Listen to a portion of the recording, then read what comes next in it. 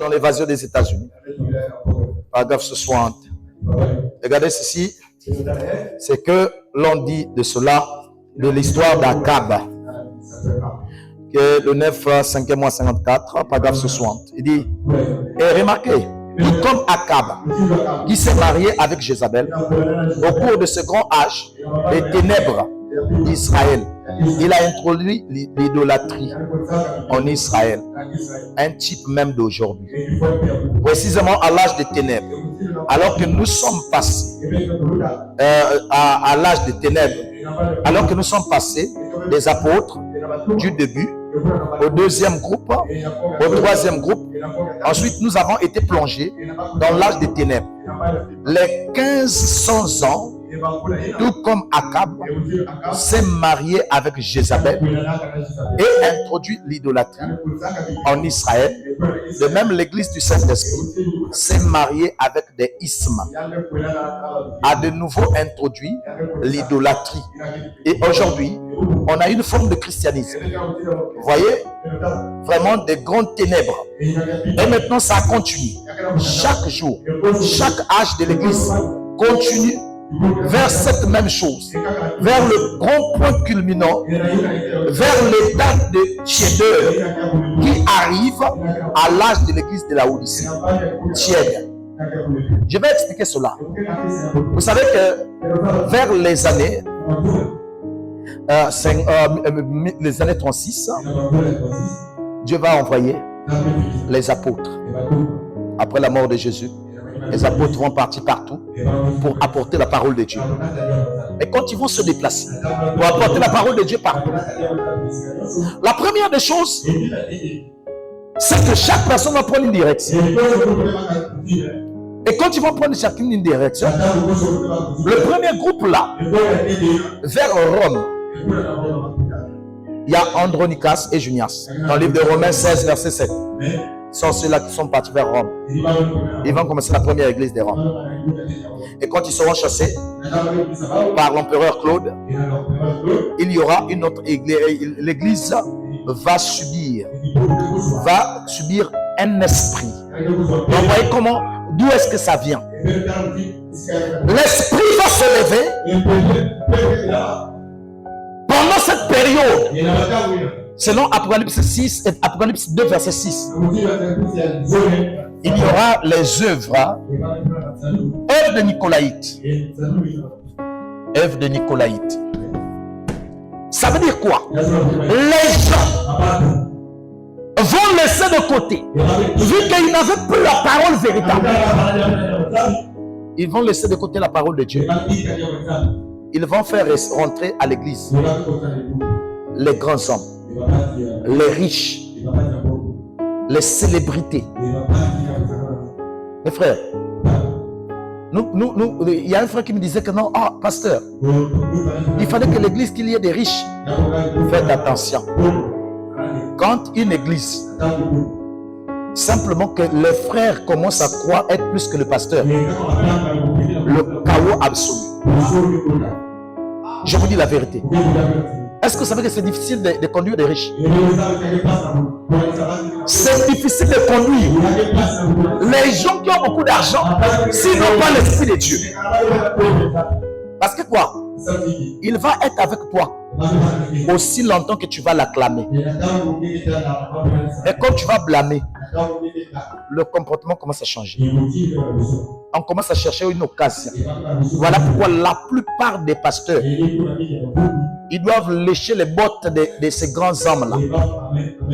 Vous allez voir que non, les frères dans les églises, avec les entreprises grandioses, c'est pas mauvais, c'est une bonne chose.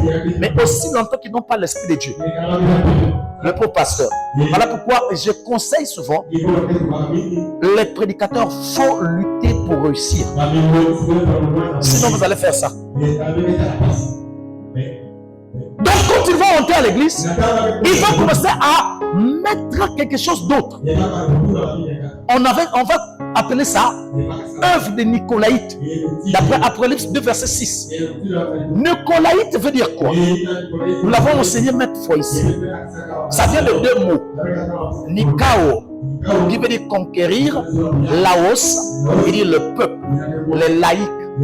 Donc, il faut chercher à prendre les gens sous contrôle. À prendre les gens. Vous allez voir un frère à l'église, à un groupe sous lui. Parce que quoi? Il a un peu de moyens. L'autre là-bas a un groupe. C'est comme ça qu'il faisait. Donc, on commence à modifier. La conduite n'était plus comme la parole dit. Mais ça peut changer de forme. C'est là où la tiédeur a commencé. Et cette tiédeur, quand on arrive vers après, ça c'est nous sommes vers les années 53. Après, on avance encore vers les années 300 et quelques. Ça va changer. À l'âge de Pergame, ça va devenir, d'après Apocalypse 2, verset 15, la doctrine des Nicolaïtes. La doctrine des Nicolaïtes. Qu'est-ce qu'on entend par doctrine? Auparavant, c'était simplement les dires, la manière d'être, la manière de faire, la manière d'agir, un peu les comportements parmi des frères, parmi des sœurs. Mais avec le temps, on écrit ça maintenant. Ça devient une réalité. Ça devient quelque chose que tout le monde doit obéir. À partir d'aujourd'hui, notre Église a décrété ceci. Le tel là doit être le chef de ceci, tout ce qu'il dit. À partir d'aujourd'hui, c'est devenu une doctrine, une croyance, quelque chose que tout le monde doit répéter. C'est ce qu'on appelle la doctrine des Nicolaïtes. Là, nous sommes dans l'âge de Pergame. Amen. L'âge de Pergame. Donc, à partir des années 300 et quelques là, ça devenait une doctrine. Mais en dehors de cela, la tiédeur continue toujours. Donc, la tiédeur qui vient de chez nous, vers les années 2000 aujourd'hui, ça a commencé vers les années 50 et quelques, au premier siècle. Là, nous sommes au 20e siècle, mais nous parlons du premier siècle. Et avec le temps, ça va devenir la doctrine de Balaam. La doctrine de Balaam. La doctrine de Balaam. Apocalypse parle de cela.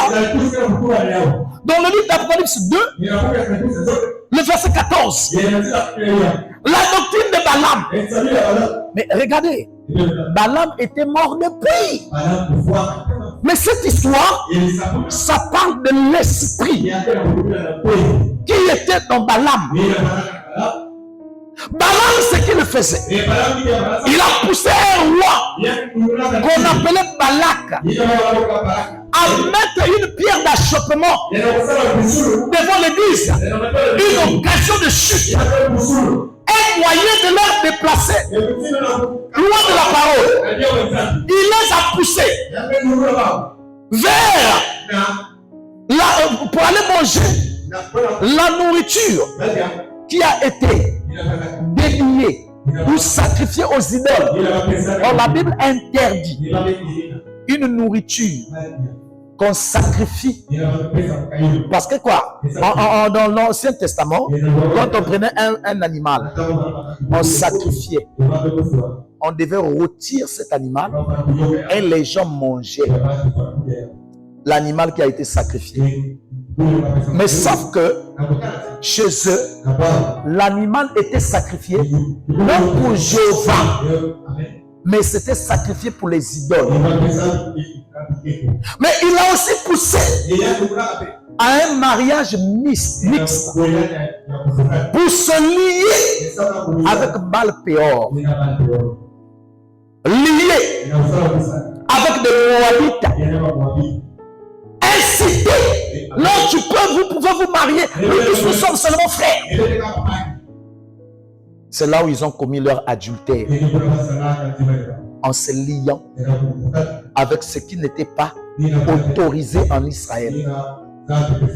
C'est là où, dans cette époque-là, ce qui s'est passé au moins 700 ans avant, l'esprit là, on va venir trouver ça vers les années 600 et quelques.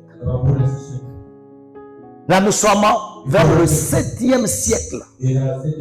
Au 7e siècle, jusque vers le 9e siècle, on va retrouver cet esprit. C'est lié avec ceux qui ne sont pas censés. Il y a des mariages qui ne sont pas autorisés. Nous allons découvrir avec le temps. Le prophète dit que non, il y a des alliances qu'on ne devait pas faire. On ne marie pas n'importe quel homme. On ne marie pas n'importe quelle femme. Aujourd'hui, ça ne veut pas dire parce que quelqu'un est dans l'église, il faut l'épouser. C'est une erreur. Faites attention, ça ne veut pas dire parce que la personne a une jupe, il faut l'épouser.